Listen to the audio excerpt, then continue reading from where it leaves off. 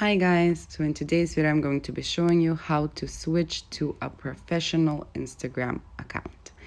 So first we're going to start off by going to our profile. Next we're going to select edit profile. As you can see here we have the option switch to professional account. I'm going to select that. Then we're going to click on continue. This explains the options you have. Continue again. Here we have to select what describes us best. For example, let's select blogger. You can edit whether it displays on your profile or no.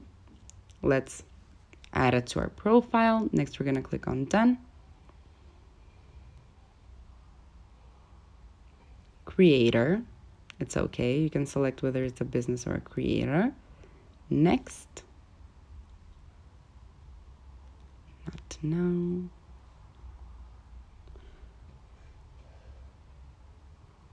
And that's how it's done. You can edit your settings later, whether you like them or not. Thanks for watching. Bye.